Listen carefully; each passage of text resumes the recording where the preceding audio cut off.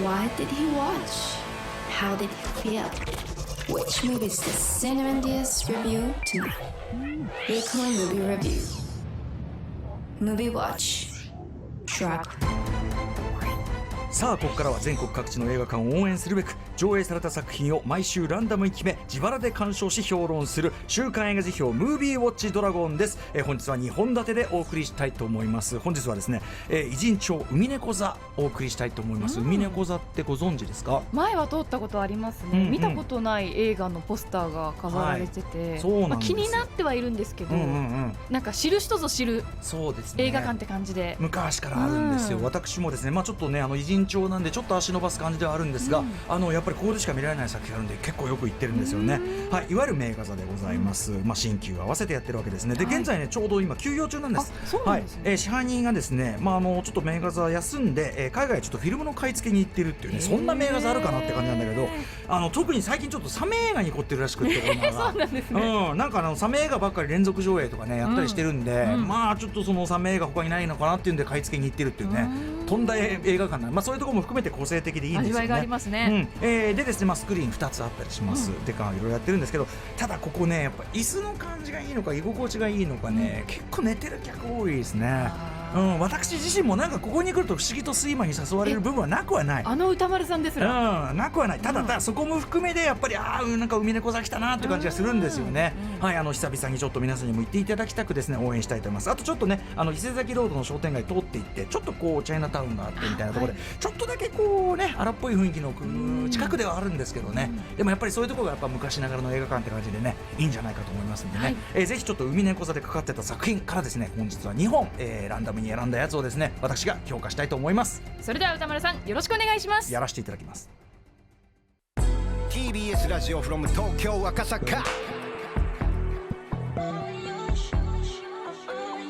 After 6 Junction ということで今週1本目はこの作品、シャークバカンス。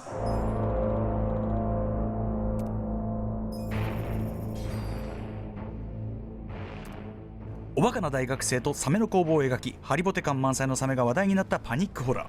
友人のヒロミとタカシとユウコが食べられピンチに陥った主人公はクラブで鍛えたダンスでサメに対抗するのだがということでございます。この映画をもう見たよというリスナーの皆さんからの感想メールいただいております。メールの数は少なめということで、なんかサメ映画ってこんなもんかなってみんな高く食ってるとこあるかもしれませんね。賛否の比率は褒める意見がおよそ3割。では代表的なところをご紹介していきましょう。まず褒めてる意見からいきますね。東京都ラジオネーム泡とともにサリヌさんです。大学生×サメという狭すぎるジャンルムービーということで恐る恐るな鑑賞となりましたが、予想に反し王道的な青春ムービー的展開と繊細に描かれた人間ドラマ、時折挟まれるコメディ演出も冴えていてテンポの良い良作でした。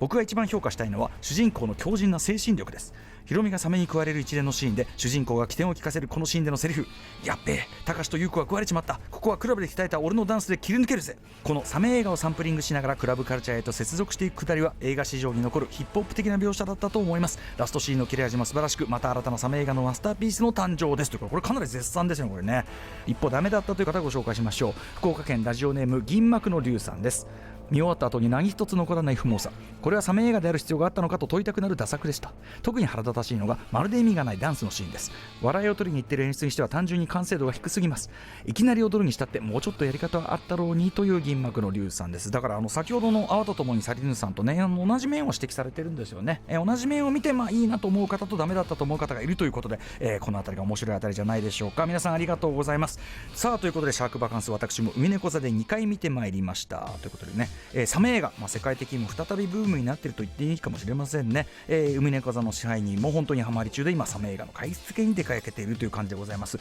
サメ映画もちろんね、動物パニック映画ものと言いましょうか、そういうところで一番有名なのはもちろんジョーズですよね。でそこから様々なものが作られるようになって、ディープブルーなんていうのがあったりとか、近年はやっぱりメグザモンスターですよね。あれでちょっと、強いとかでかいとかって意味ではちょっとねとどめを刺しているところもある。一方で、いろんな形のサメ映画作られてるんですよね。ちょっとこう外した感じ、この怖さを追求してるんじゃない感じのサメ映画ってのも結構あるわけです。で、今回のシャークバカンスも実はそっちの方向なんですよね。怖くないっていうような不評がね、先行してしまったところありますけど、これですね、監督、インタビューなどによりますと、やはり意図的にこれありがちな動物パニックものからいわゆるジャンルをずらすジャンルシフトをしてるわけですよこれね。要はただのアホだった主人公がダンスで生き残り成長していくというこの一種のスポーツものにしたかったというようなことをこれ海外のインタビューなんかでも言ってるわけです。なのでこれサメがハリボテでみたいなことを皆さん指摘されますけど、これもね、監督的にはあえてということなんですよね。サメ映画で怖がらせ気がないですよというのを明らかにするためにわざわざハリボテ調に見せてるということなんですよね。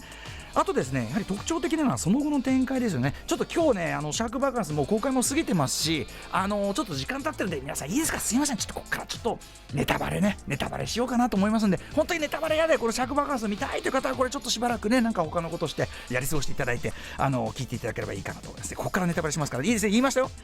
クライマックスでですねその主人公のダンスというのがあります。そしたらこのサメがですねこれ本当に特徴的でしたね。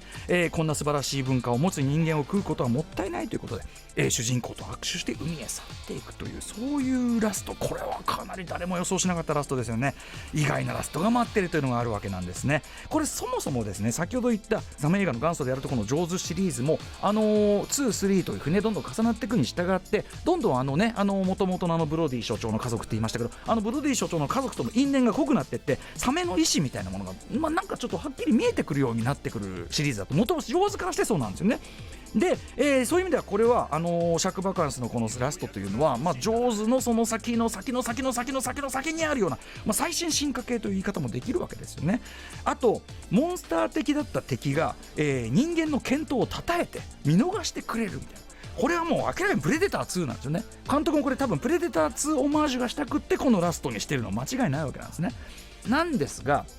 ただここでですねやっぱ映画ってのは面白いですね。プロデューサーがこれやっぱ激鱗に増えてしまって、なんだこれとサメ映画作れって言ったのに全然ホラーじゃねえじゃないかってことになって、これよく映画界あるんですけども、監督に無断でラストのこの取ってつけたようなホラー的展開とかね、要するに怪物がまだ死んでなくて主人公が結局食われちゃったみたいな、あれを勝手につけちゃったんですよね。なので皆さん見てなんでみたいな、さっきのあれ何だったのみたいに思うかもしれませんけど、これまさにプロデューサーが勝手につけちゃったってことなんです。なのでちぐはぐな印象を受ける方がいるというのもこれはしょうがない部分もあるかなということでございます。これちなみにですね監督とプロデューサー訴訟沙汰になっていきまして、ですが後に和解いたしましてですね、実は輸入版ブルーレイというのを私ねすでに入手しておりまして、こちら輸入版ブルーレイには監督本来の意図に沿ったディレクターズカット版というのがですね、これ見るとだいぶまた印象変わりますよ。シャークバカンス、やっぱり非常に爽やかなスポーツ映画としての印象も高まりますし、サメのなんていうんですかね、サメとの主人公の心理的な関わりみたいなのがもうちょっと強調される場面が多いんですね。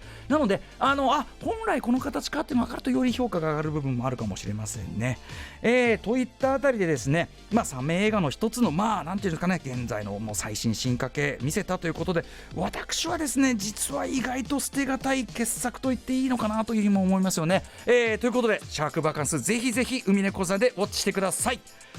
さあということでじゃあ今週2本目いってみましょう。これ2本目はだいぶ対照的な作品いってみようと思います。2本目は、海猫座でやはり上映しておりましたこちらの作品です。ライフオブシープ。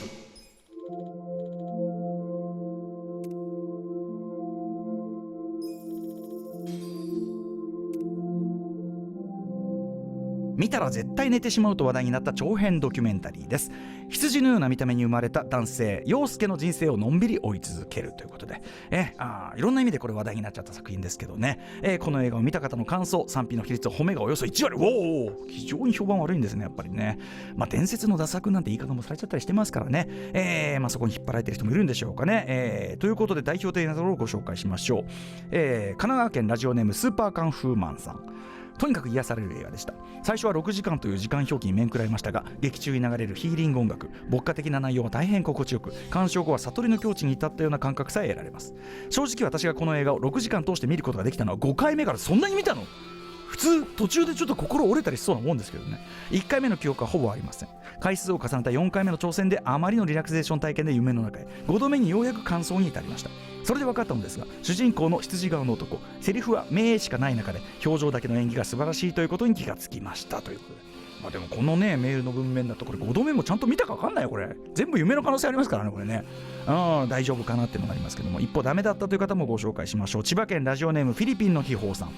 とにかく殺人的な6時間という長さ、人生の中の貴重な時間を失ったと考えると家で睡眠時間に当てた方が良かったと思うくらいの作品です。ここまで何も起きないドキュメンタリー映画は見たことがない。男の30年の人生を6時間に凝縮しているわけですから、何かしら起きない方がおかしいけど何も起きない、信じられない、牧歌的みたいな触れ込みがありましたが、本当に牧場を映しているだけだとは誰も思わないでしょう。今年ワーストの作品ですというような、まあ非難の声、まあどっちかというとこっちの方が多かったわけですけどね。はい、ということでライフオブシープ、私もそうなんです。峰子座で頑張って2回鑑賞してまいりました。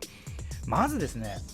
ちょっとこれいつもの表と違ってですね、皆さんに言いたいのは、映画を映画館で見ていて寝てしまうこと、これ自体はですね決して悪いことではないんです。映画というにはそういう面もあるんですね。僕だってですね、世界的名監督ね、アンドレイ・タルコフスキーの映画を見ても何度見たか分かんないんですよね。でもそういう経験っていうのがまたこうやって映画表をやったりするのにも生きるわけで、これ寝る子は育つってあるわけです。あとうとうと半分睡眠半分覚醒した状態で見るというのがふさわしい作品というのもあるわけですね。まさに瞑想状態に入って見るわけです。でそれゆえに受けられる感銘というのもやっぱりあるわけなんですね。ということでですね、今回のそのライフオブシープ、実際どういうことなのか見ていきたいですけども、羊のような見た目で生まれたというね、これだけ取るとね、近年だとラムっていうね、A24 ね、ノーミラーパス主演のちょっと不思議な感じのホラー映画もありましたけど、こちらはでもあくまでドキュメンタリーですからね。でやっぱり特筆すべきは30年間密着撮影ってことですね。これ映画史的になかなかちょっと例を見ないというか感じですね。それに対して6時間という上映時間は別に映画全体の中ではあります。全然6時間以上の映画ね、人間の条件とかいろいろありますんでね。でなのでこれ30年間密着撮影したものの6時間なんで、これね実は編集がすごく非常に手間もかかってるし、編集実はめちゃくちゃうまいんですよね。ということです。でですね、これ皆さんちょっと考えていただきたいんですけど、ドキュメンタリーなんで、これ作ってる側は撮ってる時は要するに生まれた時にね、この陽介さんの生まれた時から撮り始めてるわけですけど、これどういう人生になっていくかってこれ作り手は分かんないで撮ってるわけですよ。つまり何事も起こんない人生で結果的に終わったんで皆さん何事もねえじゃねえかなんて言ってますけど、何事もないかどうかなんて分かんない状態で撮り始めてるわけですよね。そんな保証なんかないわけですよ。なので皆さんちょっと不評が先行しすぎて、その先入観で見すぎてなんですけども、作り手たちも先が読めないっていう状態で撮影してるわけです。そしてそれはまさに我々の人生も同じですよね。我々の一瞬先何が起こるか分かんないでやってるわけです。まさに我々の人生の再現みたいなことをやってるわけです。そう考えてみていけば全ての瞬間がスリリングなんですよ、この作品はね。あと私ちょっと問いかけたいのはですね、皆さん普通の人生だからつまんないみたいなことをね言うんだけど、じゃあ例えばですよ、反社会組織にいてね、なんか裏切ったりとか裏切られたりとか、そんな吸ったもんだみたいなのね、そういう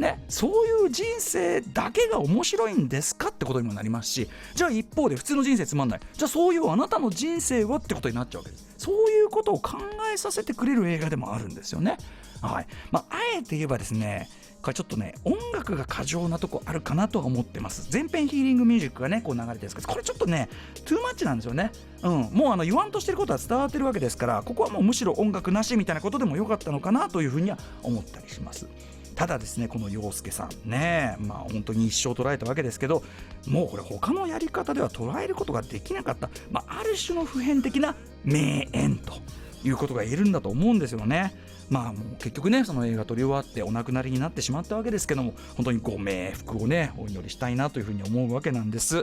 ということで、まさにこういう作品ことでね、6時間の映画ってねなかなかちゃんと気合い入れないと見てらんないんですけど、これねやっぱりね配信だのソフトだのとむしろやっぱりその気が散ったってダメなんですが、こういう作品こそ海猫座のような名画座で見るべき作品なんですね、やっぱりね。ということだと思います。私自身もですね、半分はほとんど酩酊状態で見たというようなね作品でございますけどもね、ぜひぜひこんな作品二度と生まれないと思いますんでね、ぜひぜひ海猫座でウォッチしてください。ではここから次回の課題映画を決めるムービーガチャタイムです。次回は東京カムロ町で営業している映画館入店法シネマで上映している作品に絞っています。はい、今回海猫座と打って変わって入店法シネマは結構ね大きめというか、なんというかカムロ町といえば入店法シネマというぐらいね、ドーンとある映画館で、当然私もですね昔から通わせていただいている映画館でございます。今回ウォッチする候補ですね5作品ございますので発表していきたいと思います。まず最初の候補はこちら。ジラフ、こちら全米ナンバーワン作品でございます、巨大なキリンがこう歩いてというなかなかね、すごいスペクタクル映画かもしれませんね。続いていってみましょう。こちら羊男の異世界転生してもシープでした。これくしくもですね、先ほど表したばっかり、ライフ・オブ・シープの外伝的なスピンオフ作品ということで、ただライフ・オブ・シープドキュメンタリーだったじゃないですか、はい、ドキュメンタリーだったのに今その外伝作品は今度はなんか異世界転生どういうことっていうねそんなことがこれ私まだ見れてないんで、はい当たればねいいかもしれませんね、で3つ目はこちら、超高圧生命体バルブ。全然ね情報が伝わってきてないですけど、多分 SF なんでしょうね。そうですね。超高圧生命体ってこれがね、いいやつなのか悪いやつなのかもよくわかんないですけどね、はい、こちらも入れさせていただきました。4つ目、ハワイアンシャーク VS チアリーダー。おー、チアリーダー強そう。まずこのサメがやっぱ流行ってんだよね、これコピーがすごくって、はい、食べて応援食べて応援ってどっちの立場なんだってね、よくわかんないんですけどね、今ねサメ映画盛り上がってますんで、こちらもどうなるか楽しみでございます。そして5つ目、リスナーカプセルです。ラジオネーム公安の男さんからいただきました。私が歌丸さんに見ていただきたいのはスタジオタヌタの最新作のアニメーション映画ブルーです。監督は同じくスタジオタヌタの制作の鉛筆削りを手掛けたお絵かきよしお監督となれば、これは期待せずにはいられません。ポスターに書いてあったコピーが青い水玉が駆け回る冒険物語ということで、ぜひ歌丸さんに見てほしいですということで、これ鉛筆削り皆さんもご覧になったと思いますけど、非常に味わい深いね、日本ならではの 2D アニメーションね、技術の結晶という感じでしたけど、今回のブルーはねちょっとポスターとか見る限りはちょっとタッチが違うっていうか、ちょっとねアメリカ製 3DCG アニメーション風なんですよね。これちょっとお絵描き監督どういう感じになったのか私も見たいと思っております。ということでいってみましょう。以上5作品レッツガチャタイム。さあということで今週何が出ますのか、いつものガチャガチャを回して決めたいと思います。さあいきますよ、コンコロリン。さあ来ました。何でしょう。3が来た。超高圧生命体バルブ。これ一番情報ないからなこれ大丈夫かな。ちょっとこれもう、私やるんならね一生懸命これ調べてやりますけどね、じゃあ超高圧生命体バルブいってみよう。はい、この映画見たという方からの感想もお待ちしております。また私に評論してほしい映画も募集中。リスナー枠に採用された方には銀の皿を1枚プレゼントいたしております。以上週刊映画辞表ムービーウォッチドラゴンでした。